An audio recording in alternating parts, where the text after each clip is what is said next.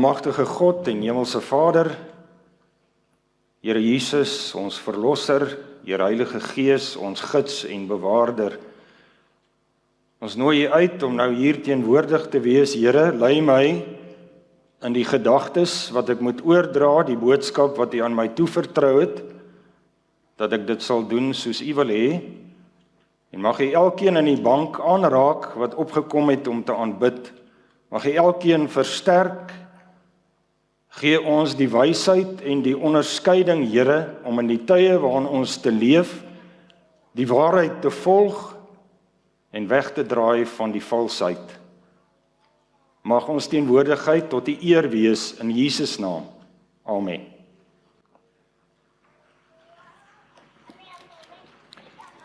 Goeiemôre aan almal van u. Baie hartlik welkom ook van my kant af. Ek hoop dat u 'n goeie week gehad het. Dit was 'n lekker week van sonskyn en ons het lekker weer gehad in teenstelling met die Kaap. Ek dink dis nou 'n week gewees waar ons bly is, ons is nie in die Kaap nie. Met al sy mooi ensovoorts is dit nou 'n Kaap van storms, met al die winde en vloede en alles wat daar gebeur met die koue saam, so dit is nogal 'n redelike uitdaging om nou in die Kaap te moet wees. Baie dankie aan almal se ondersteuning met die tegnologie, wat baie keer 'n bekommernis is en 'n uitdaging is, maar baie dankie daarvoor. Ons tema vir vandag, afgryslike en verskriklike ontnigtering. Die gesig wat jy daar sien op die skerm is van 'n man wat geskok is tot in sy diepste wese. 'n Ontnigtering, dit is wat 'n ontnigtering is. Dit is 'n skok wat jou uit jou geloof uitskok, sê ons baie keer. 'n Geweldige, dramatiese gebeurtenis wat jou hele lewe skud. Dis die tema vir vandag. En die teksvers wat hierdie tema ondersteun, Matteus 7, vers 15 tot 23, ons gaan eintlik fokus op 21 tot 23, maar ek het vers 15 bygesit. Hierdie gesprek wat Jesus het, gaan oor 'n hele paar sake, ook oor gebed. Maar in vers 15 swaai die gesprek. En hier kom 'n ernstige waarskuwing van Jesus self af. Daar by Matteus 7, jy kan daar oopmaak, miskien daardie gedeelte weer 'n bietjie merk. Vers 15 kan jy saam met my lees en dit sê: "Maar pas op vir die valse profete wat in skaapsklere na julle kom en van binne roofsigtige wolwe is." Dit is die begin van die gesprek, is 'n waarskuwing, 'n ernstige waarskuwing. En dan kom ons by vers 21. "Nie elkeen wat vir my sê, Here, Here, sal ingaan in die koninkryk van die hemele nie, maar hy wat die wil doen van my Vader wat in die hemele is. Baie sal in daardie dag vir my sê, Here, Here, het ons nie in U naam geprofeteer en in U naam duiwels uitgedrywe en in U naam baie kragte gedoen nie. En dan sal ek aan hulle sê, ek het julle nooit geken nie.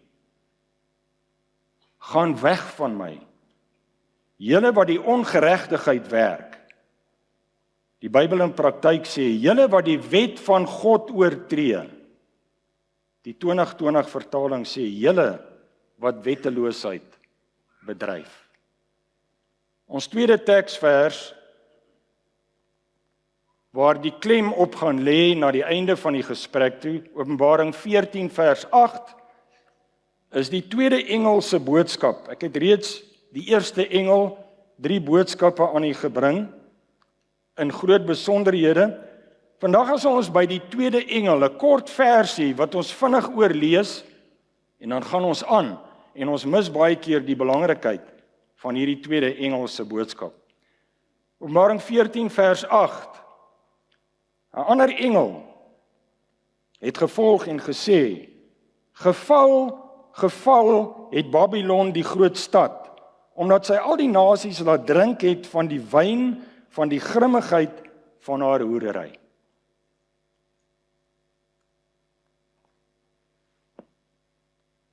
Einde verlede jaar was daar 'n video gesirkuleer of versprei met hierdie woorde: Never filmed before. A father hornbill, great hornbill, transfers its babies to another nest in the hollow of a tree. The mother bird is in the inside of the nest, receiving the babies one by one. Met ander woorde, hier praat dit van 'n neushoringvoël. Daar kan jy 'n foto daarvan sien, die Indiese neushoringvoël wat hulle afgeneem het. Dis 'n ware beeld. Dis 'n ware beeld van hierdie voël, en die boodskap gaan rond om te sê, kyk na hierdie oulike voël. Hierdie mannetjie gaan haal die babas in die een nes, die kuikens, en bring dit vir die ma in 'n ander nes. Nou wil ek gaan die video vir u wys. Ek wil jy moet fyn kyk. Daar word 3 kuikens gedra deur die mannetjie en gegee aan die wyfie. Kyk veral na die 3de kuiken wat daar gebeur. Ek wil jy moet mooi kyk.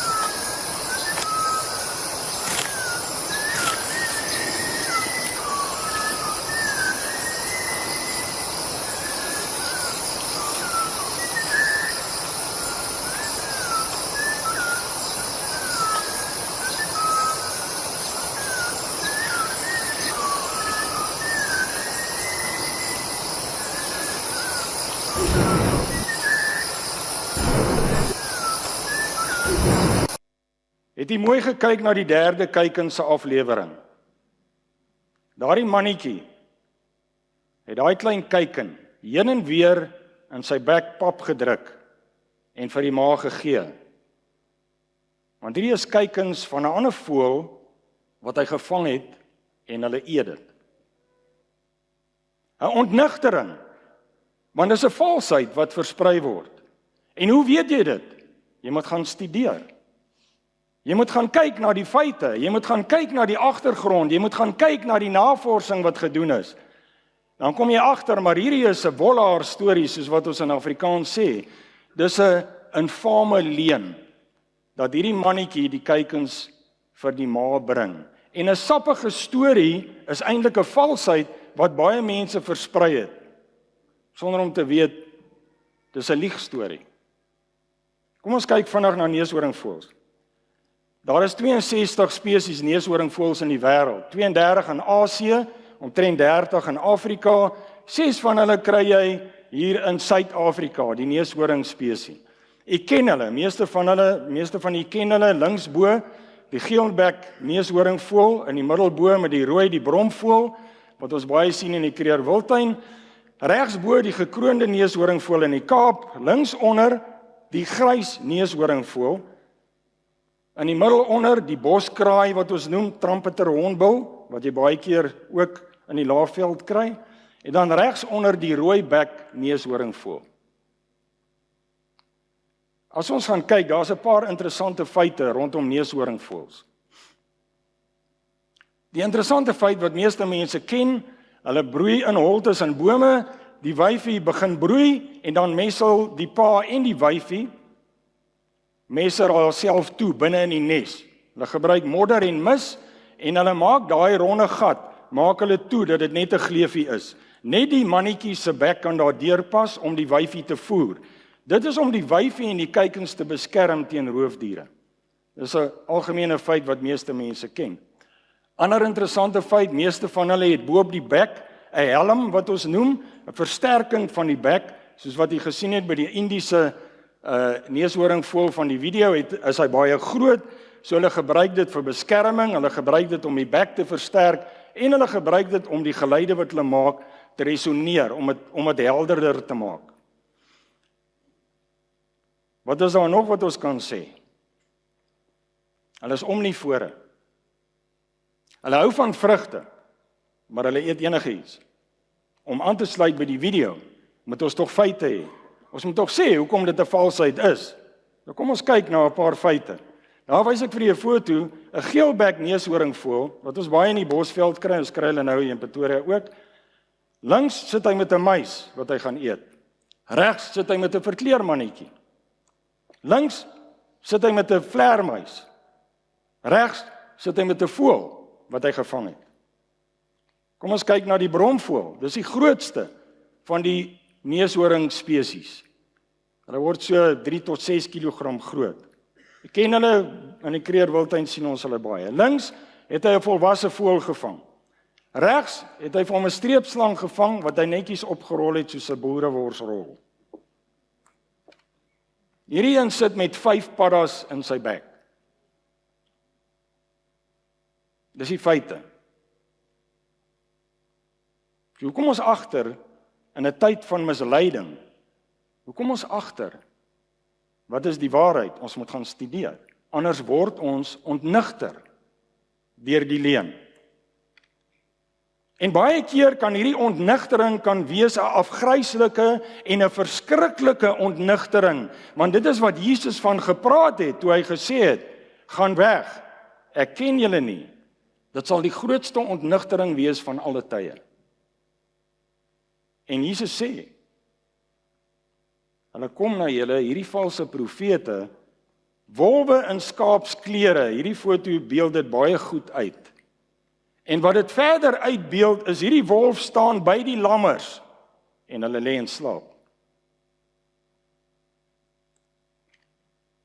Pas op vir misleiding. Ons leef in die era van deepfake.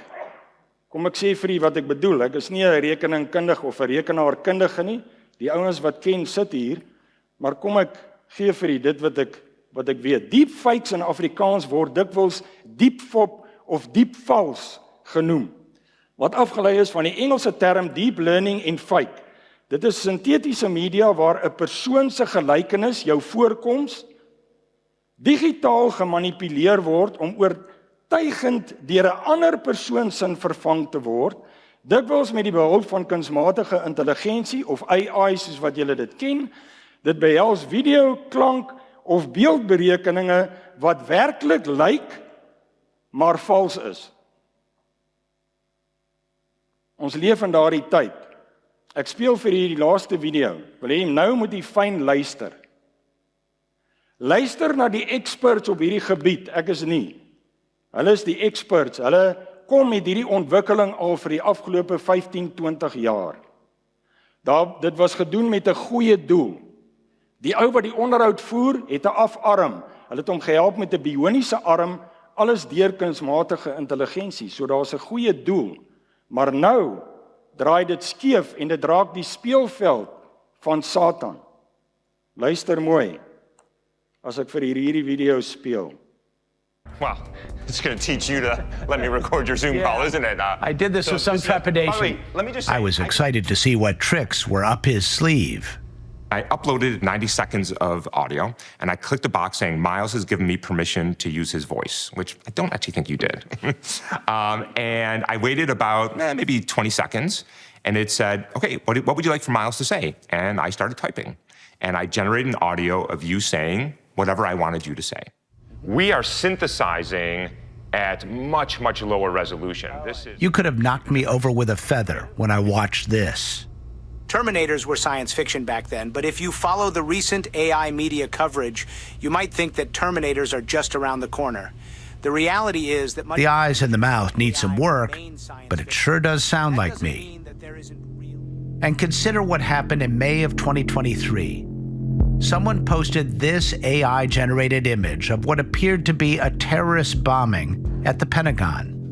Today, we may have witnessed one of the first drops in the feared flood of AI-created disinformation. It was shared on Twitter via what seemed to be a verified account from Bloomberg News. It only took seconds to spread fast. The Dow now down about 200 points. 2 minutes later, the stock market dropped $500 billion from a single fake image. Anybody could have made that image, whether it was intentionally manipulating the market or unintentionally. In some ways, it doesn't really matter. So what are the technological innovations that make this tool widely available? One technique is called the Generative Adversarial Network, or GAN. Two algorithms in a dizzying student-teacher back and forth at some of the AI trickery they have seen and made. Somebody else wrote some base code and it got grew onto and grow onto and grow onto, and eventually... In a world where anything can be manipulated with such ease and seeming authenticity, how are we to know what's real anymore? How you look at the world, how you interact with people in it, and where you look for your threats that change. Generative AI is now part of a larger ecosystem that is built on mistrust. We're going to live in a world where we don't know what's real. There is distrust of governments, there is distrust of media, there's distrust of academics, and now throw on top of that video evidence, so-called video evidence. I think this is the very definition of throwing jet fuel onto a dumpster fire. And it's already happening, and I imagine we will see more of it. Ek lees vir u net 'n opsomming as jy nie mooi gehoor het nie. In die wêreld waarin ons lewe, waar enige iets gemanipuleer kan word, so maklik en so oorspronklik, hoe moet ons weet wat is die waarheid en wat is eg? AI of kunsmatige intelligensie is nou deel van 'n groter ekosisteem waarin ons lewe en dis gebou op wantroue, op twyfel. Ons gaan lewe in 'n wêreld waar ons nie weet wat meer reg of eg is nie. Die duiwel het sy speelveld presies reg vir die tyd waarin ons lewe. Die laaste stukkie wat hierdie ou sê, hy sê, there's distrust of governments, there's distrust of media, there's distrust of academics. Wat hy nie sê nie, daar is wantroue in God se waarheid. Die duiwel het 'n platform voorberei wat hy met mag en mening gebruik. En dit gaan lei tot 'n afgryslike en 'n verskriklike ontnigtering. Kan u uself indink, die afgryslike en verskriklike ontnigtering van ons eerste planeet se ouers, toe hulle daardie dag by hulle jongste seun se lijk kniel, wat die ouer seun vermoor het. Kan u dit indink? In 'n onbevlekte wêreld kom hulle in. Waar het dit begin? Satan het sy speelveld begin met twyfel. Vir 'n paar sekondes staan een van hom en luister en hy laat haar twyfel en hy sê, maar het God gesê? Jy sal dit baie nou sien. En sy staan om te luister en toe kom dit, want dan die volgende stap is verwarring en misleiding. Toe pomp hy haar met al die inligting en hy sê, jy gaan sekerlik nie sterwe nie. En sy luister, en die volgende oomblik kom dit by ongeloof in wat God gesê het, en die volgende oomblik eet sy die begeerlike vrug. En dit is die uiteinde. 'n Afgryslike en 'n verskriklike ontnigtering vir die eerste paar ouers op hierdie planeet. En van toe af is daar gereeld ontnigtering. Kan u dink die afgryslike en verskriklike ontnigtering van Josef, toe hy in daai put afgaan en hy besef, my broers haat my so, hulle wil my doodmaak. Waar het dit begin? Satan het hulle aangehits met 'n klomp leuns en met jaloesie, en dit kom op 'n punt waar hulle reg is om hulle eie broer dood te maak. En hier begin hierdie lyn wat Satan gevestig het op hierdie planeet, en dit hou aan en aan. Kan u dink, die afgryslike en die verskriklike ontnigtering van daardie disippels, wat hulle beste vriend op Golgotha sien hang aan 'n kruis, wreed vermoor. Kan nie dink, geen wonder hulle het weggehardloop nie. Hierdie vriend van hulle wat hulle alles voorgelos het, hulle het hom gevolg vir 3 jaar, dis al. Hulle het hom nog nie eers heeltemal verstaan nie, hulle het nie alles verstaan eers wat hy gesê het nie. Die volgende oomblik skree die skare, kruisig hom, laat sy bloed op ons en ons kinders kom. Wat 'n tragiese situasie. 'n Afgryslike en 'n verskriklike ontnigtering van 'n wrede dood. Waar het dit begin? Satan het die twyfel gesaai onder die mense van daai tyd en hy het hulle gepomp met misinformasie. En hulle wantroue het gegroei ten spyte van Jesus se goeie werk en al die goeie dinge wat hy gedoen het hulle dit nie geglo nie en hulle het hom doodgemaak. Wat kan erger wees as hierdie woorde wat Jesus ons teen waarsku? Spesifiek vir die tyd waarin ons lewe.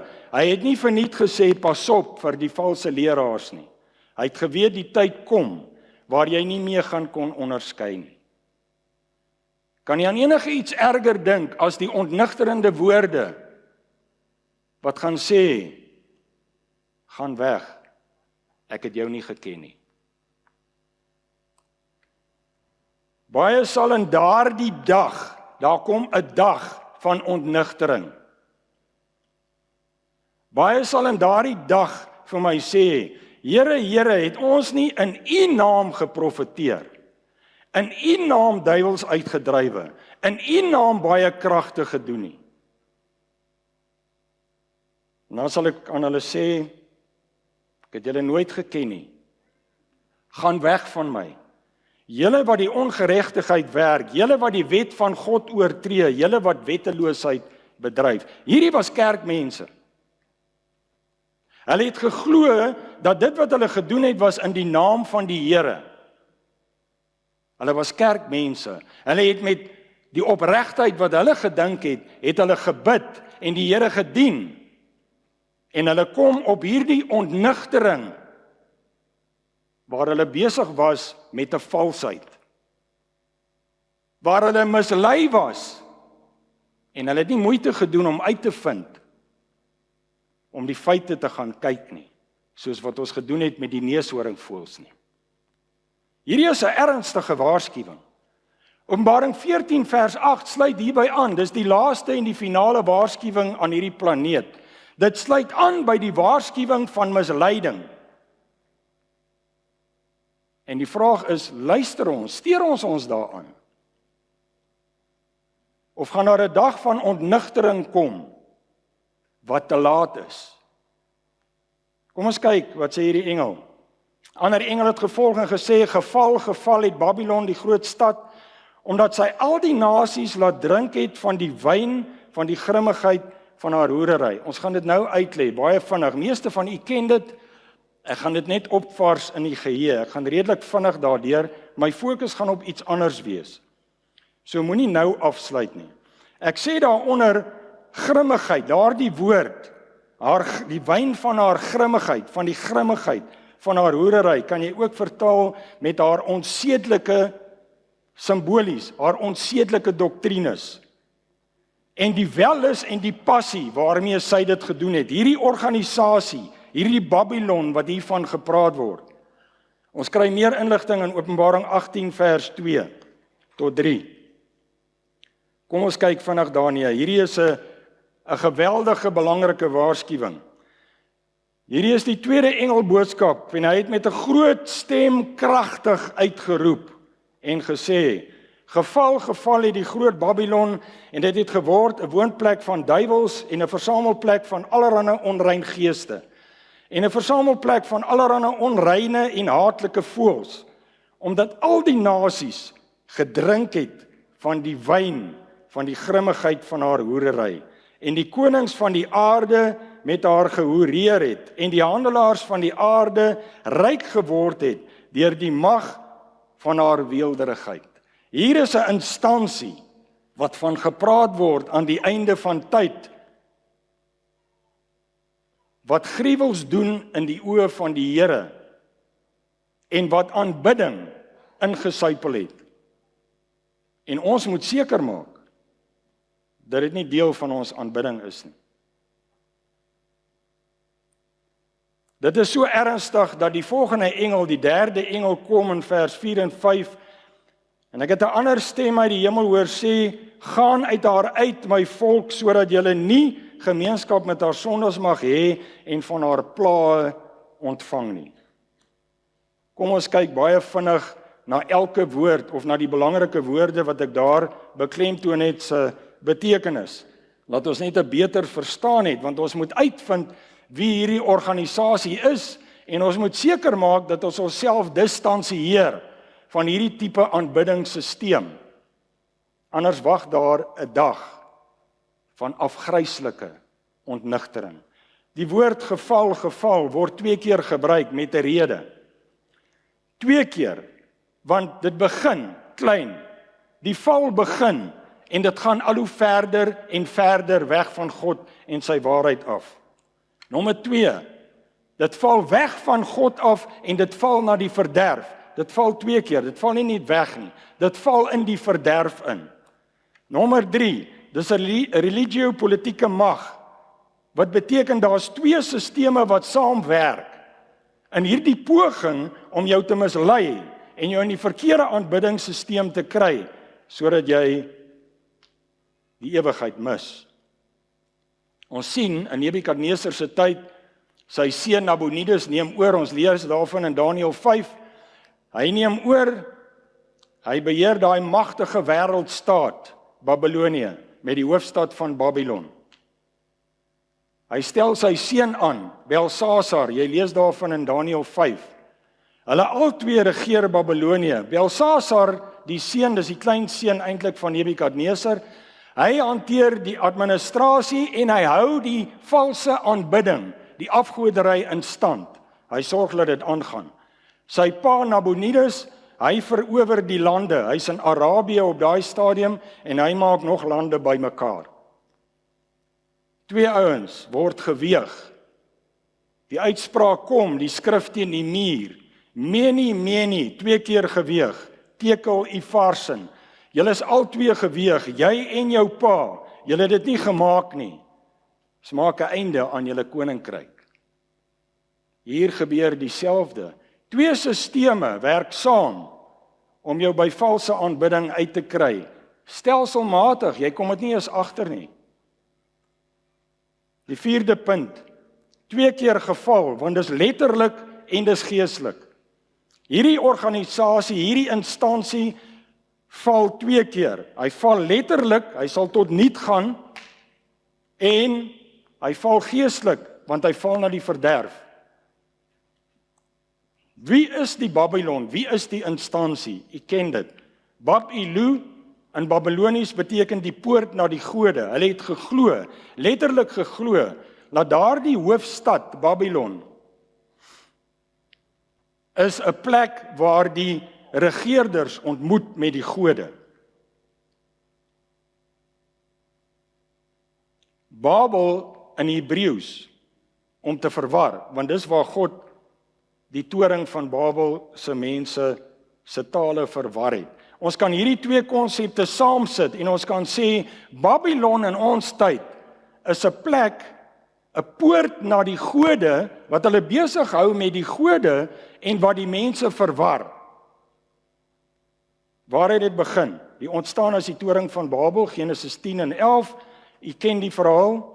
Nimrod, hy is uit die geslag van Gam, die 3de seun van Noag. Hy het die toring van Babel gebou. Dit sê daar, hy was 'n rebel, 'n geweldenaar. Ons lees dit. Wat was die kenmerk in die toring van Babel? Die kenmerk van daardie groep mense, waarvan Nimrod die leier was en die begin was van dit. Rebellie, ongehoorsaamheid en geweld. Hoe weet ons dit? Ons lees in die Septuagint, die Griekse weergawe van die Ou Testament. And Nimrod was a mighty hunter against the Lord. Hy het teen God geveg. In die gewone Afrikaans Genesis 10 vers 8 en 9 lees ons, hy was die eerste geweldenaar. God het gesê, versprei oor die aarde. Hy sê nee, ons bly by mekaar, ons bou 'n toring, ons bly by mekaar. God sê, ek sal nie weer die aarde met water en met vloed vernietig nie. Hy sê nee, ons kan jou nie glo nie, ons bou 'n toring so groot as wat ons kan, want ons wil onsself beskerm.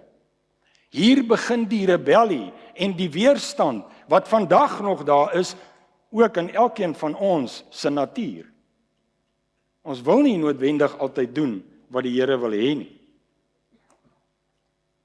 Nimrod kom en hy verander die patriargale stelsel waar almal saamwerk na 'n monargale regering waar hy is die koning, hy is die leier en hy regeer oor die res. Met ander woorde, Babel, die ontstaan van Babylon, is 'n monument vir afgodsdiens, vir afvalligheid en rebellie. Dis mense wat gesê het, nee, ons doen dit soos ons wil. En is vandag nog daar. Kom ons kyk, die toring van Babel was tot niet gemaak, maar die karaktereienskappe het voortgeleef in daardie mense. Nebukadnesar, ons sien hy herbou Babylon. Voor hom het die ouens al begin, hy bring dit tot uitvoering, 'n geweldige stad, wêreldbekend en wonderskoon. Dit het baie mense beïndruk. Hy vereis aanbidding en hy gebruik geweld om dit toe te pas. Hy is van dieselfde stoffasie as Nimrod se geslagte. Hierdie eienskap leef voort. Hy word 3 keer gewaarsku, soos ons 3 keer gewaarsku word deur die 3 engele boodskap. Daniël waarsku hom in Daniël 2 met sy droom. Jou koninkryk gaan tot 'n einde kom. Plaas laat hy sê, laat ek hierdie God van jou aanbid en hoor of hy nie my koninkryk wil red nie, sê hy nee. In Daniël 3 bou hy 'n goue beeld van homself wat sy eie koninkryk verteenwoordig en hy sê, nou buig julle voor hierdie beeld en julle bid. Hy het nie geluister nie. Die tweede waarskuwing kom toe hy sê, julle bid nou by hierdie beeld en Daniël se vriende sê, wow, ons gaan dit nie doen nie. Want ons God is groter as jy. Hy kry die tweede waarskuwing, hy weet dat daardie God groter is, maar hy luister nie. Hy word kwaad, hy gooi dit in die vuur, hy sien 'n 4de een as 'n godeseun, en dan skrik hy en hy sê, kom uit, ek sien daar is 'n godeseun by julle. En hy gee die volk 'n opdrag en sê, julle moet hierdie manne se God respekteer, maar doen hy dit? Nee. Hy word die 3de keer gewaarsku deur Daniël met sy droom oor die stomp wat afgekap word. En Daniël sê vir hom, dis jy, jou koninkryk gaan van jou weggeneem word, jy moet bekeer. Jy moet nie die mense so onderdruk met jou geweld nie. Het hy geluister? Nee. Vir 7 jaar leef hy soos 'n dier. En daarna lyk dit of hy bekeer en tot bekering gekom het. Dit lyk my, dit gaan dieselfde vandag se dae.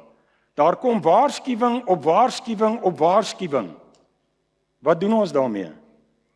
Babylon word, die fisiese Babylon word vernietig deur die Meders en Perse, Ahasveros, die Persiese koning. Natuurlik het dit begin, Daniël 5, begin het by Kores, wat ingesuipel het by Belsasar, ingekom het, die stad ingeneem het, toe Darius, toe Ahasveros, en progressief het hierdie stad tot niet geraak en is begrawe onder die grond. Maar, nou is daar 'n simboliese Babylon wat Openbaring van praat, want die karakter van Babylon leef voort. Daardie gesindheid leef voort. Pauslike Rome neem God se plek in aanbidding. En ons gaan nou kyk na 'n paar aanhalings. So moenie nou al begin opstandig raak nie. Hierdie is nie net my siening nie, ek bring vir u die navorsing wat gedoen is. Pauslike Rome neem God se plek in aanbidding. Die paus word gesien as 'n heilige figuur. Mense gaan na hom, politikuste en geestelike leiers kniel voor hom neer sodat hy hulle moet seën. Hy verander God se wet en tyd. Hy sê self in sy geskrifte, en daar's baie aanhalings wat ek het, maar om tyd te spaar gaan ek nie, want u ken dit, meeste van u ken dit. God sê, jy gaan nie beelde hê nie, en jy gaan nie beelde aanbid nie. Hulle sê, ons wil beelde hê. Daai selfde gesindheid van Nimrod en Nebukadnesar is nog daar. God sê, my Sabbat het ek uitgesit vir jou om te aanbid. Hulle sê, nee, ons sal ons eie dag maak. En hulle verklaar die Sondag, en hulle is trots daarop om te sê, hierdie kerk het die autoriteit om God se wet te verander. Hulle sê dit. Hulle vervals die woord van God. God het gesê, jy sal sekerlik sterwe, jy sal tot niet gaan. Hulle sê, nee, daar is onsterflikheid. Hulle praat van boetedoening, jy gaan na die Vagevuur toe, jy betaal vir jou skuld en jy kom vry. Vergifnis, die paus en die priesters kan jou sonde vergewe.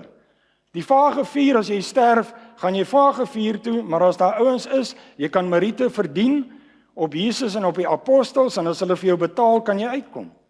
Hulle vereer die dooies, die ou apostels word vereer. Daar is beendere onder baie van hulle katedrale. Hulle verhef Maria. Sy word altyd gesien as die groot moederfiguur met die klein Jesus, want hy's 'n mindere profeet, dis hoe hulle dit sien. Vervolging, in die middeleeue ken ons dit, het hulle mense op massas doodgemaak wat nie saam met hulle stem nie. Hulle wou hulle forceer. En in Openbaring word dit voorspel dat dit binnekort weer sal wees. Ons sien dis 'n universele religio-politiese mag, so daar is weer twee magte wat sal saamwerk om jou te dwing om na die valse aanbidding toe te gaan.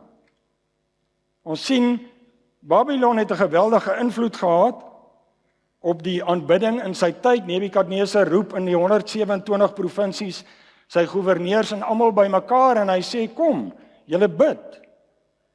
Hulle het nie 'n keuse nie. Of hulle het 'n keuse, maar hulle oefen dit nie uit nie. Ons sien die Babylon, simboliese Babylon van ons tyd word al hoe meer prominent. Hy sê vir jou wat jy gaan doen. En as jy dit nie gaan doen nie, hulle maak al klaar die geleide. Jy kan hulle hoor wat hulle sê. Dan sal jy gereken word as 'n ketter en dit is straf. Dit verdien 'n straf.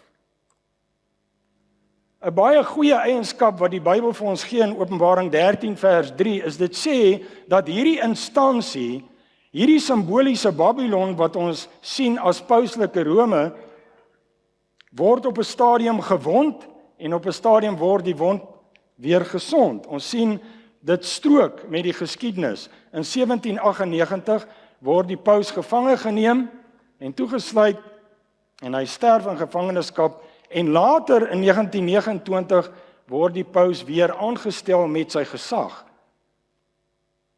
Dis van die eienskappe wat ons help om te identifiseer wie is hierdie Babylon, hierdie valse aanbiddingsstelsel wat ons kan bring by 'n ontnigtering wat ons nie wil hê nie. Die wyn wat van gepraat word, vervalste leer en afgoderry in aanbidding, die kompromie tussen drie hoofgodsdienststrominge, Katolicisme, afvallige protestantisme en spiritisme. Die valse aanbiddingsstelsel, dis hierdie stelsel wat afwyk van God se waarheid met die doel om wêreldvrede te bring. Daar is soveel onrus nou, daar is soveel oorloë wat aangaan, ons het vrede nodig. Hoe gaan ons dit vir julle gee? Hulle sê, ons gaan dit vir julle gee, maar doen net wat ons vir julle sê. Die hoerery wat van gepraat word in Openbaring 18 is natuurlik 'n hoerery met ander gode, weg van God af. Met ander woorde, jy is veronderstel om 'n intieme verhouding met God te hê. Maar nou karring jy met ander gode. Jy hoereer geestelik rond. Jy's nie standvastig nie. Openbaring 18 praat van 'n woonplek van duiwels. Ons sien dat Lucifer die eintlike regerder is. Ons lees dit in Jesaja 14 vers 4. Hy is die koning van Babel. Hy sit eintlik agter Nimrod. Hy sit eintlik agter Nebukadnesar en sê vir hulle wat hulle moet doen. Hy sit eintlik agter die pauslike Rome wat ons nou sien as Babylon. In vers 13 en 14 van Jesaja 14 sê hierdie koning van Babel, sê Lucifer, ek wil my gelykstel met die Allerhoogste. Met ander woorde, hy wil die aanbidding hê. Hy wil die mag hê. Babylon is Satan se magsetel of stad van beheer.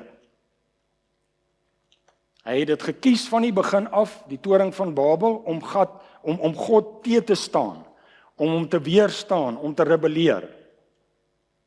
Waar God iets het wat reg en waar is, kom Satan en hy maak iets anders, 'n teebeeld. Soos wat God Jerusalem het, waarin waarheid moet regeer, kom hy met Babylon met al sy valsheid en misleiding. Hierdie stelsel, hierdie pauslike Rome, hulle bied weerstand teen God se riglyne. Father Enright sê in een van sy aanhalings, it is the mark of our authority to overrule God's law. Dit is hulle autoriteit, hulle is geregtig daarop, hulle sal God se wet verander soos hulle wil. Hulle het die begeerte om aanbid te word. Kardinaal Sarto, wat later wat Paus Pius die 10de was, sê in van sy geskrifte, die paus is Jesus Christus. As die paus praat, is dit Jesus wat praat. Hulle begeerte na God se troon en mag is nog altyd daar. Ons sien dit in die titel van pauslike Rome, Pontifex Maximus, wat beteken Superior One, Holy One. Dit beteken ook the highest bridge maker. Met ander woorde, die een wat staan tussen hemel en aarde, wat die hemel en die aarde verbind. Kan jy jouself indink? Daar is baie mense in daardie aanbiddingsstelsel wat met opregtheid die Here soek, wat met opregtheid die Here wil gehoorsaam. En hulle kom nie agter dat hulle mislei word deur 'n stelsel wat gaan lei tot 'n geweldige en 'n afgryslike ontnigtering nie. Openbaring praat van 'n versamelplek van onrein geeste. Ons sien dat hulle baie daarmee te doen het. Die opheffing van beendere van afgestorwenes, soos die apostels, wat hulle heilig sien. Openbaring 16 vers 13 en 14 sê, praat van 3 onrein geeste wat voortkom uit hierdie sisteme. Dit word geïdentifiseer as katolicisme, afvallige protestantisme en spiritisme. Want protestantisme is lankal nie meer die protestante wat gestig was deur die hervormers nie. Daar word gepraat van 'n versamelplek van onreine en haatlike voëls. In Levitikus lees ons van die haatlike voëls of die gruwelvoëls in God se oë, die aasvoëls en die roofvoëls wat sit op 'n karkas en aan die karkas eet. Hier kom dit spesifiek op morele verval. Ons weet in die verlede was pauslike Rome hierdie stelsel gekoppel aan pedofilie en baie sulke dinge wat in die geheim gedoen was. Die hervormers bevestig dit wat ek nou vir u sê. Daar's baie aanhalings, ek gebruik net 2. Leroy Edwin Froome sê die vroeë kerkvaders, Waldense en hervormers kom soos Luther tot dieselfde gevolgtrekking. Babylon is die apokaliptiese simbool van die gevalle Romeinse kerk. 'n geo-religio-politiese mag in die donker eeue en 'n figuurlike simbool van die globale supermag aan die einde van tyd net voor die koms van Christus. Ons word gewaarsku elke dag. Luther sê in sy geskrifte, he suppresses the law of God and exalts his commandments above the commandments of God. We here are of the conviction that the papacy is the seat of the true and the real Antichrist. Dit is wat die hervormers sê, Calvin het dit gesê, Wesley het dit gesê, al daai ouens het dit gesê. Ek het die aanhalings hier, ek wil tyd spaar, want dis waarby ek wil uitkom. Dis waarby ek wil uitkom. Babyloniese aanbidding teenoor ware aanbidding, maar kom ons haal die fokus weg van die paus af. En kom ons kyk na onsself en ons eie aanbidding. Want wie is ons om te sê hierdie misleiding kan nie by ons inkom nie? Babylon se aanbidding sê minag die riglyne van sy woord. Jy doen dit soos jy wil. Dis wat hulle sê. Ware aanbidding sê gehoorsaam God in alles. In Matteus 7, na die gedeelte wat ek vir u gelees het, vers 24, praat Jesus verder, u ken die voorbeeld wat hy gebruik waar hy sê, hulle wat luister en doen, sal ek vergelyk met 'n man wat sy huis op die rots gebou het. Jy luister en jy doen. Dis wat God wil hê. Hoe minag ons die Here in ons eie lewe en miskien in ons kerk? Ek dink as ons tyd gehad het vir 'n debat, sou dit goed gewees het. Weet jy hoe begin dit? Klein, soos by Eva. Begin met 'n klein dingetjie, dan word dit al hoe groter. Om in die kerk te eet is minagting van God. Want daardie uur wat jy op hom moet fokus, in plaas van aan jou maag te dink, moet jy voluit op hom fokus en aandag aan hom gee. Dis nie die tyd om te eet nie. Jy weet, Paulus praat met die Korintiërs daaroor. Want by hulle begin dit op 'n klein manier en naderhand tydens nagmaal, toe eet hulle sommer al die brood.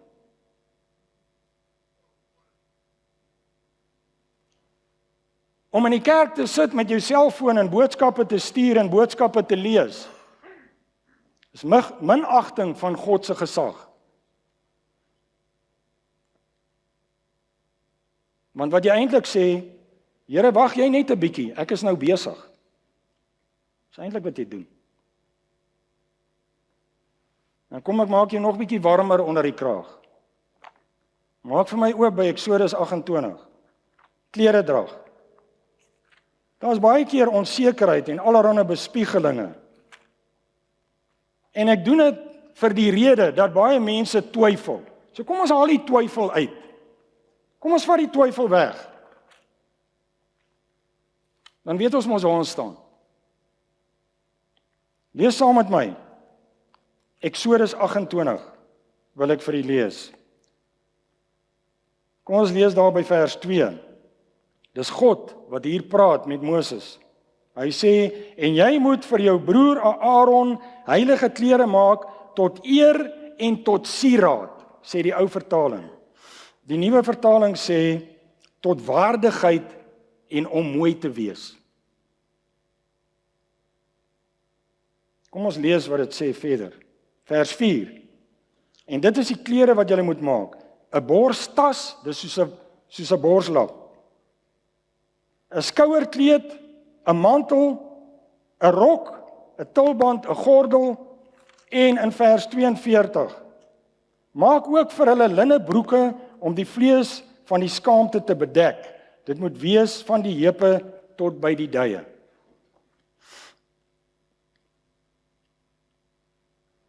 Die gedagte is om jouself toe te maak, want jy's 'n sondaar. Hulle het 'n kort broek aangehad, plus 'n lang kleed wat hulle 'n rok genoem het, plus die skouerkleed, plus die mantel, plus die borslap, wat alles toegemaak het tot by die nek. Want as jy in God se teenwoordigheid kom, besef jy jy's 'n sondaar, jy maak jouself toe. Ons sien dit met Elia, by die grot.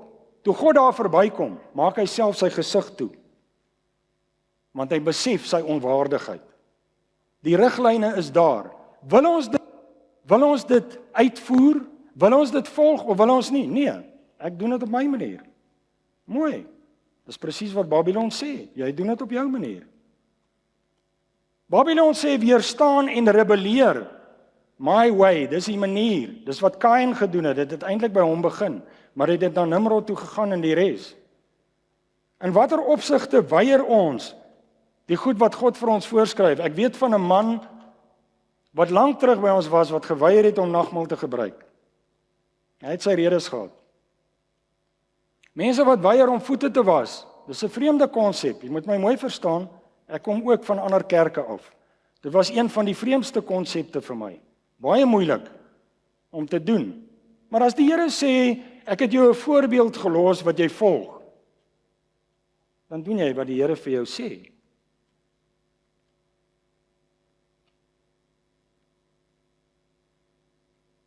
Dan dink ons aan die Sabbatroetine. Dit is goed en wel dat ons die Sabbat hou. As jy nog steeds stry oor die Sabbat en die Sondag, ons gaan net nou daarby kom, net kortliks, ek gaan nie in detail met u daaroor praat nie, maar kom ek gee vir u die roetine. Weereens, as daar twyfel is, dis my rede. As daar twyfel is, kom ons soek dit. Kom ons praat met mekaar daaroor en ons doen dit. Moenie die twyfel bespiegel en mense verwar nie. Kom ons kyk Lukas 4. Kom ons kyk na 'n voorbeeld. Jesus gee vir ons 'n voorbeeld oor die Sabbatroetine. As jy onseker daaroor is, hier is dit. Vers 16. Lukas 4 vers 16. So graag wil jy moet dit merk in die Bybel. Skryf dit, gaan lees dit sodat jy dit met ander mense kan deel. Vers 16 sê toe kom hy in Nasaret waar hy opgevoed was. En soos hy gewoond was, gaan hy op die Sabbatdag in die sinagoge en staan op om te lees. 4 feite in 1 versie. Hy was gewoond daaraan, dit was sy roetine. Dis op die Sabbatdag, nie op die Sondag nie. Hy gaan na die sinagoge, hy gaan kerk toe. En hy staan op om te lees, hy neem deel. Dis eenvoudig. Dit hou nie daarby op nie. Kom ons kyk by vers 31. En hy het afgekom na Kapernaum, 'n stad van Galilea, en hy op die Sabbat geleer. Dis in 'n ander stad, hy hou by sy roetine. Hy is in die oggend in die sinagoge. Dis op die Sabbatdag en hy leer hulle. Nou wat van die middag en die aand? Kom ons lees verder, vers 38 van Lukas 4. En hy het opgestaan uit die sinagoge. Hulle was besig met die kerk die oggend. Hy het opgestaan uit die sinagoge en in die huis van Simon gekom, en Simon se skoonmoeder was aangetast deur 'n ewige koors en hulle het hom geraadpleeg oor haar.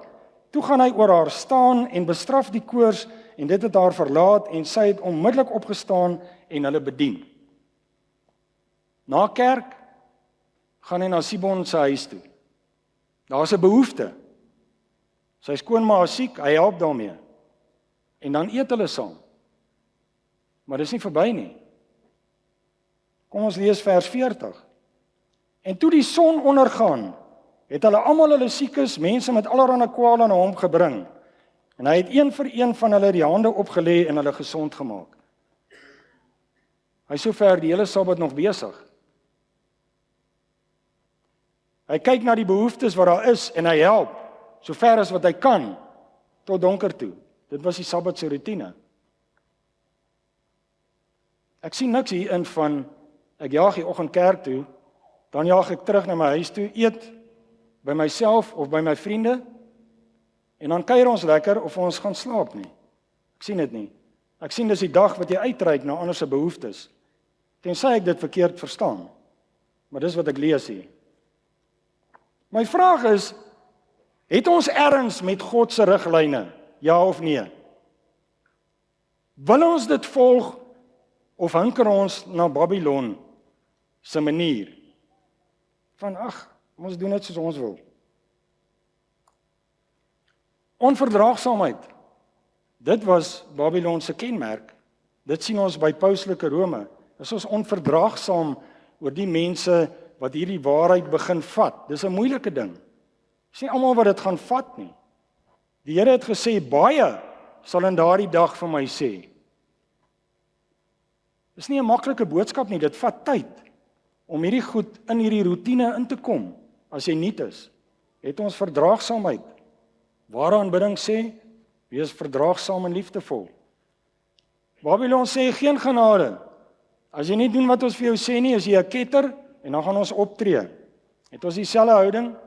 Of is daar geduld en genade teenoor mekaar, dat ons saam kan groei in die waarheid? Jesus word gesien as 'n mindere profeet, en hulle minag hom. Dis wat pauslike Rome doen. Doen ons dieselfde? Of is Jesus sentraal? Die ergste van alles is, ek weet van mense wat die godheid betwyfel.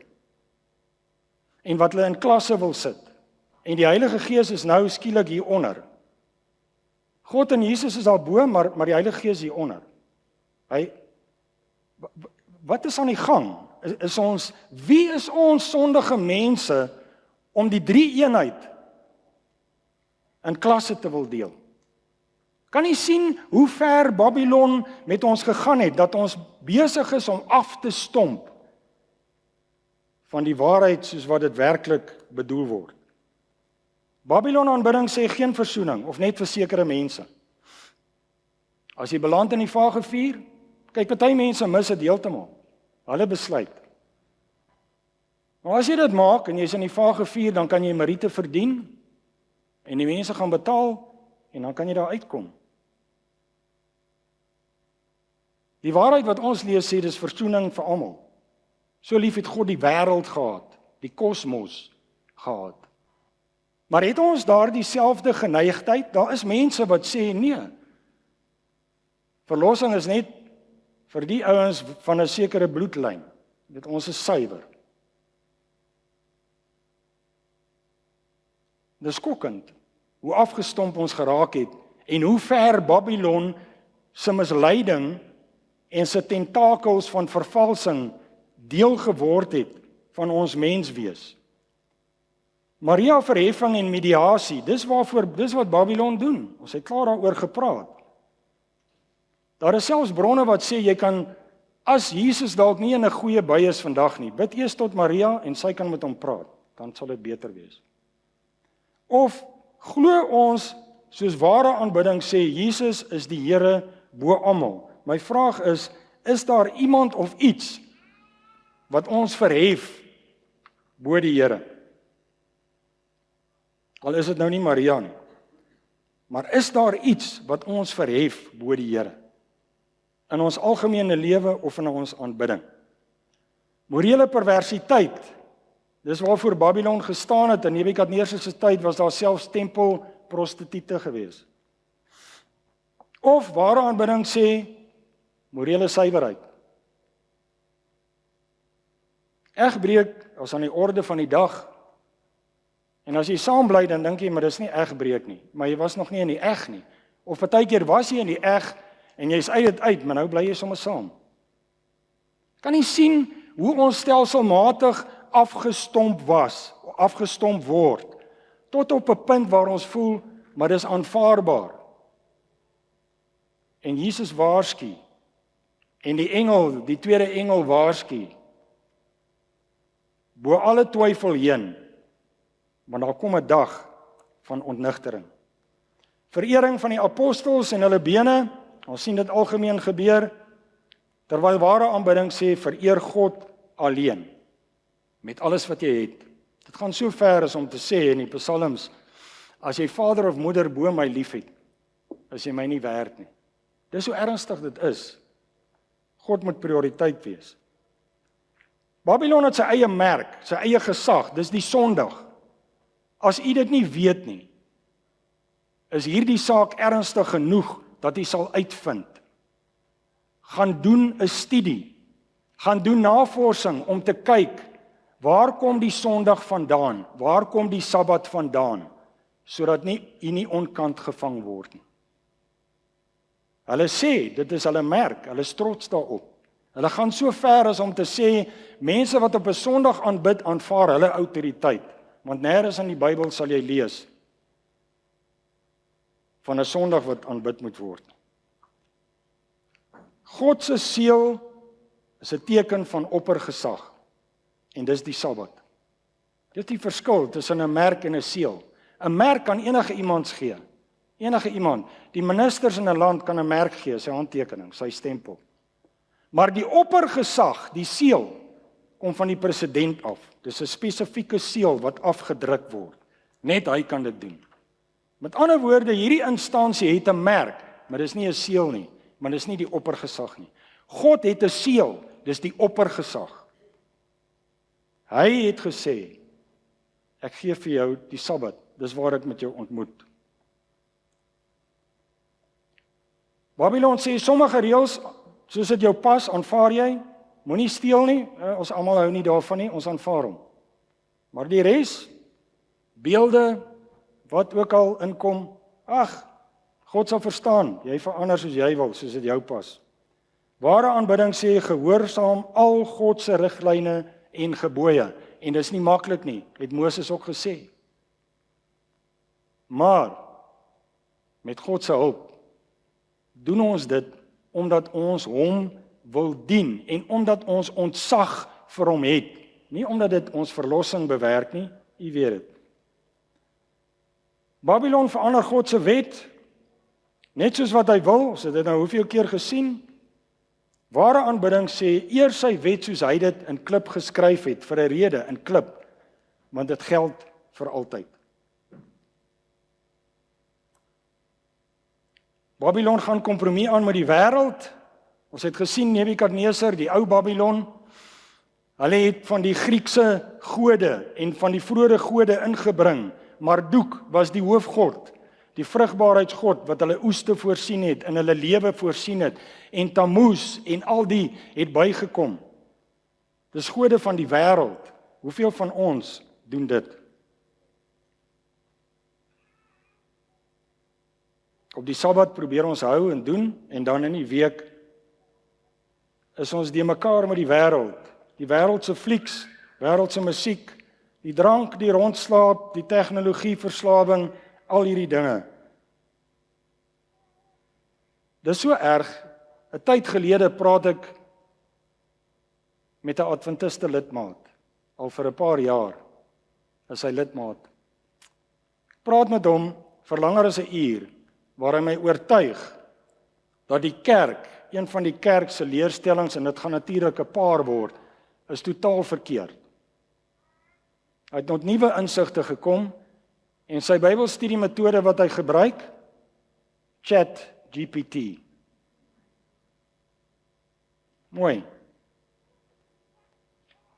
Dit was goed gewees, hierdie hele ontwikkeling, want dit was daar om mense te help met kanker en met gestremdheid. En die duiwel kaap dit. En nou saai hy twyfel en hy voer mense dik met verwarring en valsheid. En mense sluk dit. En die dag van ontnigtering kom aan, baie vinnig.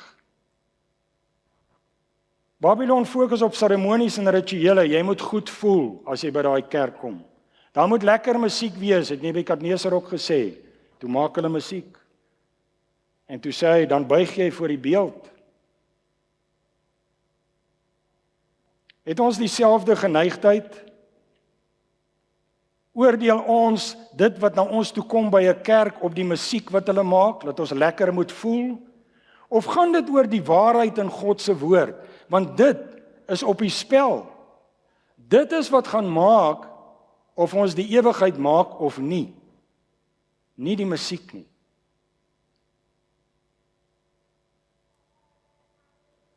In Babylon het kerktradisie voorrang, die klein doop en 'n klomp ander rituele het voorrang. Hulle sê dit, Pauslike Rome sê dit. Die kerktradisie staan bo alles. Dis wat hulle sê. Ware aanbidding sê fokus op God se woord en waarheid en fokus sy woord het voorrang. Jy moet daar gaan sit met 'n soeke na die waarheid en as daai woord en boodskap na jou toe kom, hoe hard en hoe reguit ook al en hoeveel tone dit ook al trap, moet jy kan sê, Here, hierdie woord praat met my vandag. En ek wil doen wat reg is, help my. Want ons doen dit nie uit ons eie uit nie. Die laaste punt wat ek wil maak, Babylon steur hom nie aan God se waarskuwings nie. Nimrod het hom nie gesteer nie, hy het gesê ons doen dit op ons manier. Dieselfde met Nebukadneser. Hy was 3 keer gewaarsku. Hy het nog steeds toe nie geluister nie. Ware aanbidding sê, jy word gewaarsku. Die laaste waarskuwings in God se woord in Openbaring 14. Dis die finale waarskuwing. Daarna kom 'n dag van afgryslike en verskriklike ontnigtering. Ware aanbidding sê ondersoek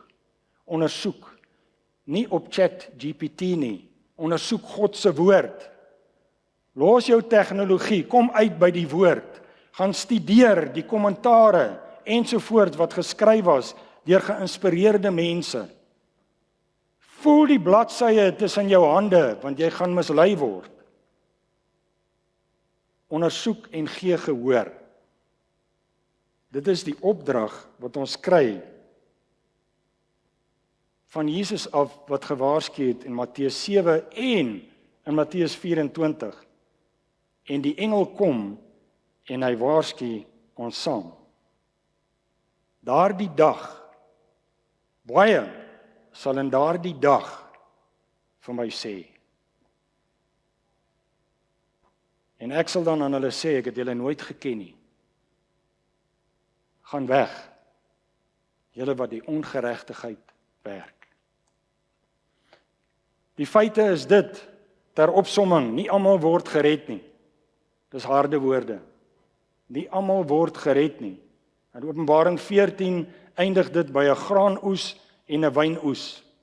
Ons moet dit weet, dit help nie, ons mislei mekaar nie.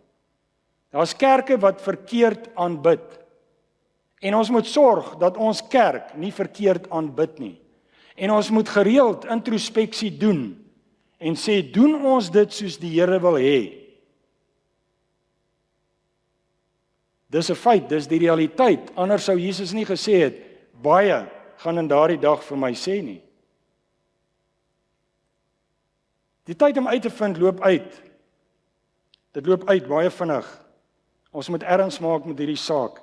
Wees gewaarsku, die tweede engel boodskap is 'n kort versie, dis een versie. Dis 'n kragtige waarskuwing wat ons ernstig moet opneem. Besin oor jou aanbidding, ook jou persoonlike aanbidding daar by jou huis van hoe jy dit doen. Het ek die nodige ontzag vir hierdie God wat die hemelruim beheer? Of is hy net iemand wat my gou-gou moet help met hierdie moeilikheid en daai moeilikheid? Miskien is jy onwetend mislei. Miskien is ek onwetend mislei. Ek moet elke dag seker maak. Hoeveel van Babylon aanbid jy en ek? Dis die vraag. Wie is jou paus voor wie jy buig elke dag? Sport, werk, stokperdjies, tegnologie, tradisie, wat dit ook al is. Wie heers oor jou elke dag? Ons moet dit vir onsself vra. Ek moet dit vir myself elke dag vra. As die tegnologie besig is om al my tyd in te sluk, moet ek self ook party dae sê, nou sit ek dit neer, want nou is dit my tyd met God. Daar kom 'n dag van afgryslike en verskriklike ontnigtering. Jesus het in sy eie woorde dit gesê, die 3 engele praat daarvan. Vriende, hierdie is nie 'n ligtelike praatjie nie. Hierdie is 'n ernstige boodskap van die Here af, want die tyd loop uit en die dag van ontnigtering kom nader. Jakobus 4:4 sê, egbrekers en egbreeksters, weet julle nie dat vriendskap van die wêreld vyandskap teen God is nie? Wie dan 'n vriend van die wêreld wil wees, word 'n vyand van God. Met ander woorde, om met God getrou te wees, want ons sê ons is Christene, en met die heidense en deepfake wêreld te slaap, is hoerery, sê die tweede engel. John T. Anderson in die boek The Three Angels, One Message sê die volgende, obedience is the highest form of worship. Jou gehoorsaamheid, dit is aanbidding, dis waaroor dit gaan. Gaan oor jou aanbidding en ontzag vir God. E.G. White skryf in die boek With God at Dawn, true reverence is revealed by obedience. Jou ontzag, jou eerbied vir die Here gaan oor gehoorsaamheid. Die eerste engel het daarvan gepraat. Dis die eerste instruksie wat hy gegee het. Vrees God. My slot, opsomming. Die meesterverleier, Satan, se speelveld is reg en hy speel met 'n krag. Daai tandevurk het ek uitgevind, het 5 tande. Die eerste tand is twyfel. Ek sien dit by Eva. Het God gesê, ek moet dit en dit en dit doen? Kan nie wees nie. Hy kan nie so streng wees nie. Daai twyfel kan na jou toe kom deur pyn, 'n gesondheidskrisis. Dit kan kom deur verlies, soos by Job. Dit kan kom deur teleurstelling in jou kerk, waar mense jou erg teleurgestel het. Kan jy sê, ek los hierdie waarheid. Ek weet van mense wat dit gedoen het. Om onvergenoeg te wees met wat jy het, jou eie begeertes. Eva het gesê, daai vrug lyk so begeerlik om van te neem. Twyfel. As daai twyfel begin, moet jy bid, want die volgende stap, die volgende tand van daai vurk is misleiding. Toe voer Satan al die verwarring. Nee, dit wat God gesê het is nie waar nie. Laat ek jou vertel.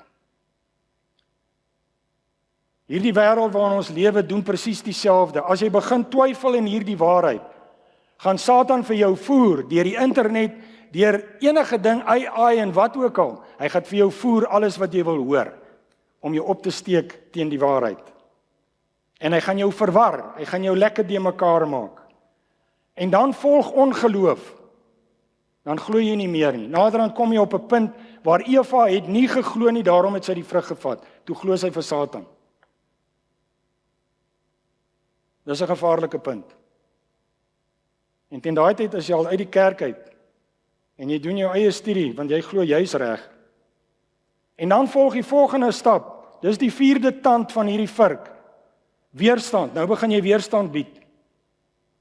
Ek gaan nie dit en dit doen nie. Want hier is my bewyse nou. Nou verdedig jy jouself. Dit hoor ons baie. As jy eers hierdie waarheid gelos het, dan begin jy kom met jou verskonings. Dan verdedig jy jouself. En dan, die 5de tand, rebellie. Openlike aanvalle. Dan gaan jy die waarheid openlik aanval. En dan gaan jy ander opsteek om ook aan te val. Ons sien dit, oral om ons.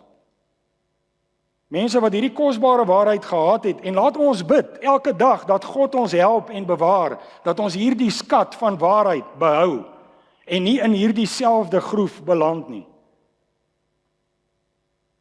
Want as hy jou begin vat, by daai klein stukkie twyfel, nou, is jy 'n rebel, as jy deel van Babylonië. Die eerste engelboodskap is 'n oproep tot ware aanbidding. Dit gee vir ons die pakket. In jou aanbidding moet daar ontzag wees.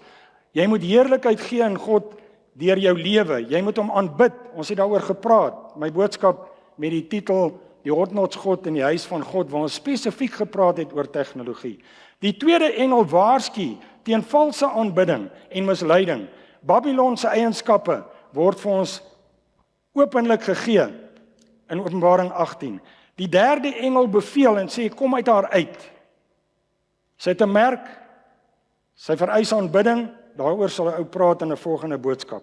Daar's straf wat kom. Daar's 'n goue riglyn om jou te help as jy erns het om te studeer en te kyk of ek binne die raamwerk van God se waarheid is. Die goue riglyn. Openbaring 14 vers 12 sê, fokus op die gebooie en die geloof in Jesus, en party Engelse Bybel sê die geloof van Jesus. Dis hoe sterk jou geloof moet wees.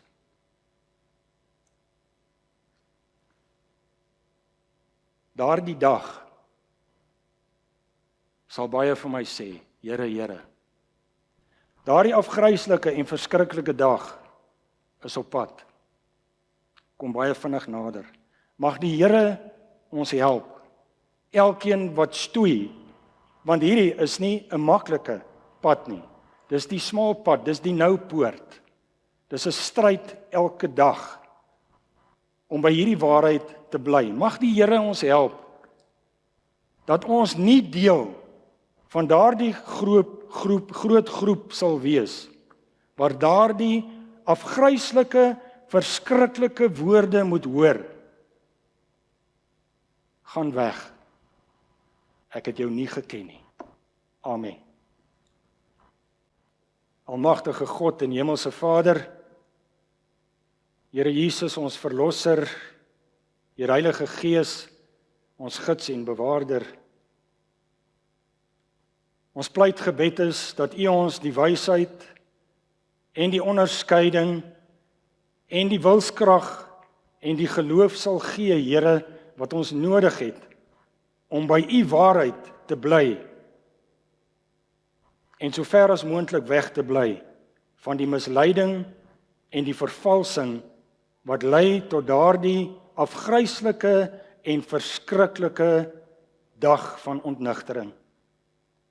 Mag U hande om ons wees, mag U ons dra in die liefde, en mag U Gees elke dag ons vergesel op ons pad. Dis my gebed in Jesus naam. Amen.